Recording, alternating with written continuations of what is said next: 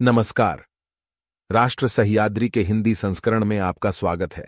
शरद पवार एक सियासी पहेली है।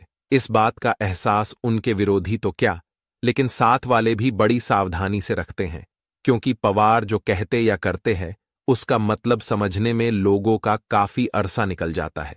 महाराष्ट्र के सियासत में पवार के इन्हीं पैंतरों पर पेश है करण नवले की ये रिपोर्ट। अजित पवार की साथ आने की पेशकश, दूसरी ओर समर्थकों पर ईडी की छापेमारी।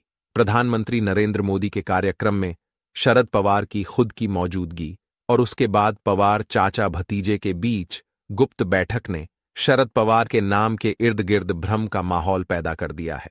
हालांकि सहयोगी दलों की शंकाओं को खारिज करते हुए शरद पवार के दौरे शुरू हो गए हैं। पवार बागियों को चेतावनी दे रहे हैं कि आप बीजेपी विरोधी वोटों से चुने गए हैं।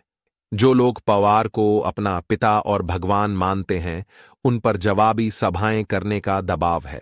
भले ही शिवसेना टूटी है तो भी ठाकरे को समर्थन है, भले ही एनसीपी टूटी है तो भी पवार के पीछे भीड़ है, भले ही कांग्रेस नेता अलग होते हैं फिर भी उनकी पार्टी के वोटरों में ज्यादा बदलाव के संकेत नहीं है। ऐसे में महाविकास अघाड़ी ने आज तक राज्य में अपना अस्तित्व बरकरार रखा है। इतने बड़े धक्कों से भी इस स्थिति में ज्यादा बदलाव होता दिखाई नहीं दे रहा है। ये वर्तमान शासकों के लिए चिंता का विषय बन गया है। इसलिए वे विरोधियों की हर आलोचना का जवाब इंतहा की हद तक जाकर देने लगे हैं। भले ही वो जानते हैं कि वो स्थापित हैं और चुनाव को सफल बनाने के लिए सभी हितैषी उनकी ओर से हैं, फिर भी उन्हें सफलता की सुनिश्चितता मिल नहीं पा रही है। इसके अलावा उनके मतभेद छिपे नहीं हैं। हालांकि मुख्यमंत्री ने भोजन के जरिए कई मंडलियों को एकजुट रखने की कोशिश की, लेकिन जो हलचल विपक्ष के बीच होनी चाहिए वो सत्ता पक्ष के भीतर हो रही है। ऐसे में महाराष्ट्र में एक अलग ही तस्वीर देखने को मिल रही है। कुछ दिनों तक शरद पवार की हरकत से विपक्ष के खेमे में हलचल मच गई। उद्योगपति के घर पर चाचा भतीजे की मुलाकात हुई और इससे चर्चाओं ने जोर पकड़ा। दोनों की ओर से स्पष्टीकरण के बावजूद लोग संतुष्ट नहीं हुए। पृथ्वीराज चौहान और संजय राउत ने सार्वजनिक तौर पर अपनी नाराजगी जाहिर की, लेकिन पवार को एहसास हुआ कि लोग सिर्फ खुलासों पर भरोसा नहीं करेंगे, तो उन्होंने बीड की अपनी यात्रा के दौरान अपनी भूमिका बहुत स्पष्ट कर दी। उत्तरी महाराष्ट्र के नासिक जिले में भुजबल के निर्वाचन क्षेत्र के दौरे के बाद शरद पवार का बीड द्वारा भी चर्चा में है।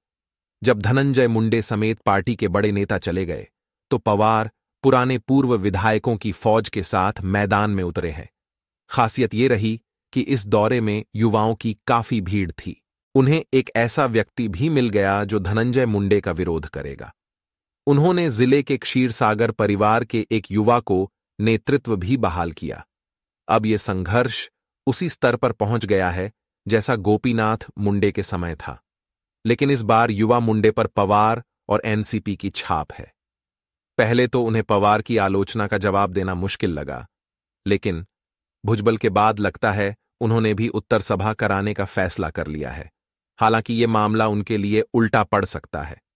एनसीपी के बागी नेताओं ने शरद पवार की तुलना पिता या भगवान से की है।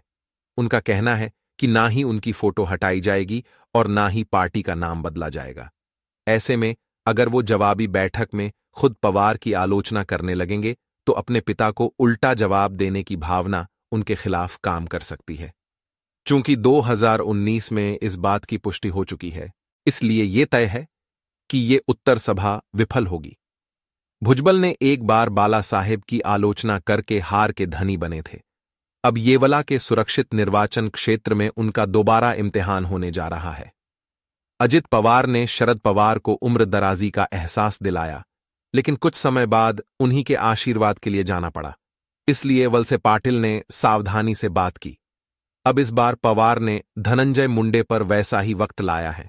यहां से वो कोल्हापुर जाएंगे। वहां भी पुरानी मंडली ने तैयारियां शुरू कर दी हैं। पवार को लोगों को अपने पक्ष में कराने का एक अलग ही अंदाज है। इसमें वो याद दिला रहे हैं कि उनके वोटर तो उनके साथ ही रहेंगे, लेकिन जो लोग बगावत करके बीजेपी में शामिल हुए हैं, विधानसभा की उनकी लड़ाई बीजेपी के विरोध में ही थी। ये पवार द्वारा उनके खिलाफ जाने वालों के लिए अपने ही तंबू में लगाई गई सुरंग है। एक तरफ जहां सत्ताधारियों ने जयंत पाटिल के भाई को नोटिस देकर धक्का दिया है, वहीं दूसरी ओर पवार उन्हें हिलाकर रख रहे हैं। ऐसे में पवार की भूमिका को लेकर राज्य में असमंजस की स्थिति है। शिवसेना और कांग्रेस अलग अलग रुख पेश कर रहे हैं। हालांकि उन्हें पता है कि पवार को साथ लिए बिना उन्हें मुकम्मल कामयाबी नहीं मिलेगी। हर पार्टी का अपना वोट का प्रतिशत होता है, इसमें ज्यादा बदलाव नहीं आएगा, इसलिए अलग अलग लड़ना मुमकिन नहीं है। इस एहसास की वजह से आलोचना करते समय भी संयम बरता जा रहा है। दूसरी ओर पवार मैदान में उतर आए हैं। उनकी सभाएं शुरू हो गईं। अजित पवार और उनके समर्थकों को उनके भी बाद में जवाबी सभाएं कराने की चुनौती का सामना करना पड़ रहा है। वो इस चुनौती का सामना कैसे करेंगे, इसी बात पर अगली दिशा निर्भर होगी। हमारे ये बुलेटिन आपको कैसे लगते हैं, ये हमें कमेंट करके जरूर बताएं। हमारा हर नया बुलेटिन आप तक सबसे पहले पहुंचे, इसके लिए सब्सक्राइब भी करें और लाइक करना बिल्कुल न भूलें। धन्यवाद।